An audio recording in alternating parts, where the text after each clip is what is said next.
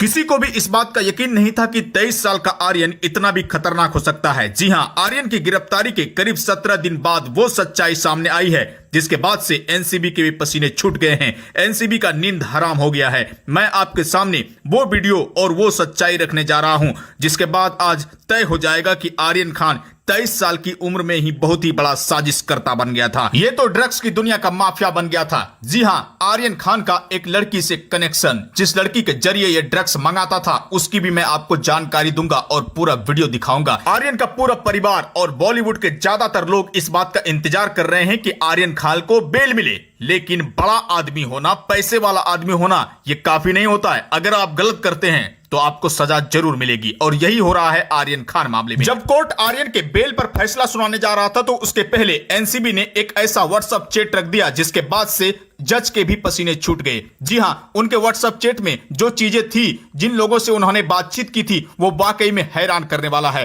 जिसके बाद जज ने अपना फैसला बदल लिया और फिर उनको बेल दिया ही नहीं। जी हां, अब उम्मीद यह जताई जा रही है कि आर्यन खान को बेल नहीं मिलने वाला है क्योंकि उनके कारनामे परत दर परत खुलते जा रहे हैं और एनसीबी पूरी तरीके से मजबूत हो रही है। एनसीबी के वकील ने जो कुछ भी कोर्ट में रखा वो आर्यन को जेल की हवा खिलाने के लिए काफी है। जी हां, आर्यन खान की गिरफ्तारी 20 समंदर से हुई थी। रात के अंधेरे में किस तरीके से यह लड़का पार्टी कर रहा था और पार्टी के वक्त ही एनसीबी ने छापा मारा, इन लोगों को नशे की हालत में गिरफ्तार किया और सूत्र बता रहे हैं कि आर्यन खान के चश्मे के नीचे से ड्रग्स बरामद हुए और मुनमुन धमेचा के सैनिटरी पैड से भी ड्रग्स को निकाला गया। और फिर मैं बात कर रहा हूं अरबाज मर्चेंट का। अरबाज मर्चेंट एक पुराना नाम है जो कि ड्रग्स की दुनिया में पूरी तरीके से सक्रिय है।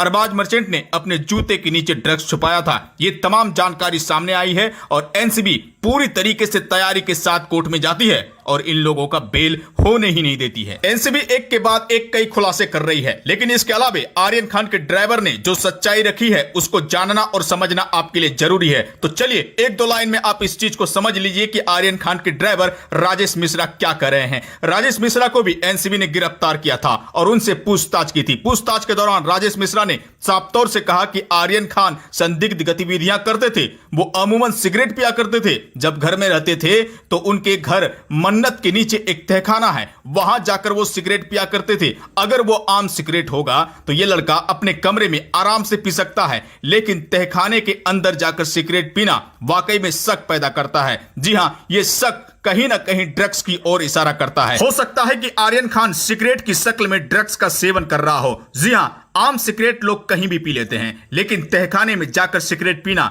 ये वाकई में कई बड़े सवाल पैदा करते हैं। उनके ड्राइवर राजेश मिश्रा ने एक और बड़ी बातें की है। जी हां, सिगरेट पीने के बाद आर्यन खान का चेहरा पूरी तरीके से बदल जाता था। उनके आंखों का हाव भाव भी चेंज हो जाता था। ये तमाम चीजें आम सिगरेट के पीने के बाद नहीं होती है। यानी कि ड्राइवर का बयान इस ओर इशारा कर रहा है कि आर्यन खान सिगरेट पीते हैं और वो लंबे वक्त से सिगरेट पी रहे हैं। उनके ड्राइवर ने साफ तौर से कहा कि वो विदेश से पढ़ाई करके घर लौटते थे तो उस वक्त भी वो सिगरेट का सेवन करते थे और बताया तो यहां तक जा रहा है कि पढ़ाई के दौरान ही आर्यन खान को सिगरेट की लत लगी थी और इसी लत ने आर्यन खान को मुंबई का ड्रग्स माफिया बना दिया, मुंबई का सबसे बड़ा नशेड़ी बना दिया। आर्यन खान जब क्रूज शिप पर ड्रग्स लेकर सवार हो रहे थे तो उस वक्त ना ही सिक्योरिटी गार्ड को पता चल पाया, ना ही सीसीटीवी कैमरे ने पकड़ पाया, क्योंकि आर्यन खान इतना शातिर है।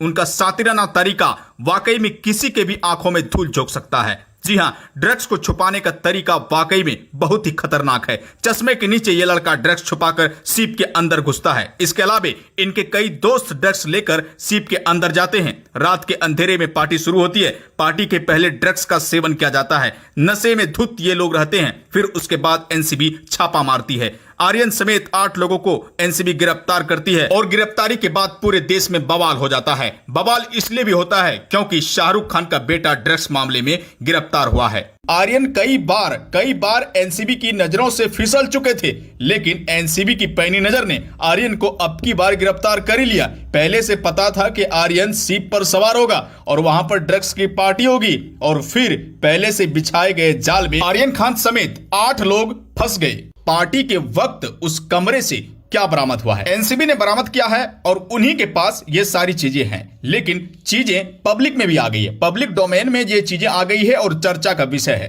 दोस्तों, पहली चीजें ये है कि ड्रग्स मिला है, ये बात सबको पता है। वो ड्रग्स कहां से मिला है, एक दो लाइन में समझिए। वो ड्रग्स चश्मे के नीचे से मिला है। आर्यन खान के बारे में जो सूत्रों के मुताबिक खबरें आ रही है कि आर्यन खान अपने चश्मे के नीचे ड्रग्स छुपाकर उस शिप पर चढ़ता है। उस वक्त एनसीबी को भी मालूम नहीं होता है कि चश्मे के नीचे ड्रग्स है। वहां के सिक्योरिटी गार्ड को भी पता नहीं चलता है, कैमरे की नजर में भी वो चीजें नहीं आती है। लेकिन एनसीबी पहले से कंफर्म थी कि कुछ चीजें शिप पर होने वाली है। जी हां, बीच समंदर में जब जहाज गया तो पार्टी शुरू हो गई। एनसीबी के कान खड़े हो गए कि ड्रग्स तो होगा ही, पहले से खबर थी और ड्रग्स पकड़ा गया। चश्मे के नीचे ड्रग्स पकड़ा गया। अब मैं आपको बताता हूं कि अरबाज मर्चेंट के पास से कहां से वो ड्रग्स बरामद हुआ है। बताया यहां तक जा रहा है कि उनके जूते में ड्रग्स था। जी हां, जूते में ड्रग्स को सेट कर दिया गया था।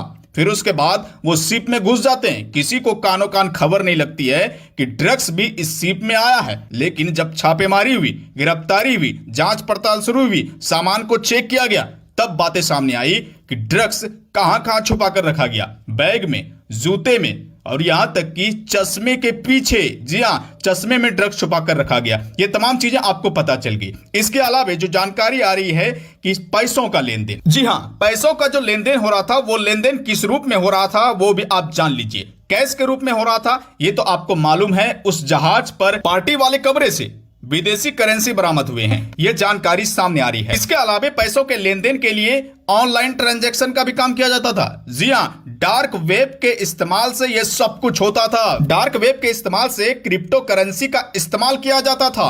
जी हां, क्रिप्टो करेंसी आपको पता है ना, बिटकॉइन, जो कि पूरी तरीके से अवैध है। ऐसे ही कुछ करेंसी है जिसका इस्तेमाल गलत कारोबार के लिए किया जाता है। आप इस बात को समझिए कि ड्रग्स मामले में किस तरीके से डार्क वेब का इस्तेमाल किया जाता था और पैसों का लेन देन किया जाता था। डार्क वेब को एक दो लाइन में समझिए। डार्क वेब फेयर चीज के लिए इस्तेमाल नहीं किया जाता है। ये सरकार की निगरानी में नहीं होती है। ये एक ऐसा तरीका है जो तरीका पूरी तरीके से अवैध है और इस तरीके का इस्तेमाल काली दुनिया के लिए, काले कारोबार के लिए किया जाता है। अब आप समझिए कि किस तरीके से ये लोग सरकार और एजेंसी की आंखों में धूल झोंकते हैं और अपना काम निकालते हैं। ये चीजें इतनी खतरनाक है, इतनी सीक्रेट है कि पल पल लोकेशन बदलता है, पल पल डाटा बदलता है। अगर कोई जांच एजेंसी इनको पकड़ने की कोशिश करे तो उनको पता ही नहीं चलेगा कि ये आदमी कहां पर है, कहां से ये काम चल रहा है, इसका डाटा क्या है। पल पल डाटा बदलता जाता है। ये तरीका काली दुनिया के लिए पूरी तरीके से महफूज है। किसी को भी पता नहीं चलता है कि कहां क्या हो रहा है। ये जानकारी उन्हीं को होती है जो इस पूरे मामले में संलिप्त है। और ये बिजनेस और ये काम बहुत ही बड़ा है। दुनिया में यह धड़ल्ले से चल रहा है, लेकिन सरकार और प्रशासन नहीं पकड़ पा रही है। उम्मीद है कि इस पूरे मामले में बड़ी कार्रवाई होगी। आर्यन खान की गिरफ्तारी, मुनमुन धमेचा की गिरफ्तारी, अरबाज मर्चेंट की गिरफ्तारी ने अब तय कर दिया है कि जितने भी बड़े लोग हैं, अब बड़े लोगों को भी एनसीबी नहीं छोड़ने वाली है। जी हां, इंडिया में ड्रग्स का जो कारोबार है वो तेजी से फैलता जा रहा है और जिम्मेवारी एनसीबी के हाथ में है कि किस तरीके से इसको रोका जाए, कंट्रोल किया जाए। और यही वजह है कि लगातार ऐसे मामलों में संलिप्त लोगों की गिरफ्तारी हो रही है। दोस्तों, इस वीडियो को ज्यादा से ज्यादा शेयर कीजिए ताकि बॉलीवुड और ड्रग्स की दुनिया के काले कारोबार का पर्दाफाश हो सके। वीडियो को लाइक कीजिए। आगे के अपडेट के लिए चैनल को जल्दी से सब्सक्राइब कीजिए। नमस्कार।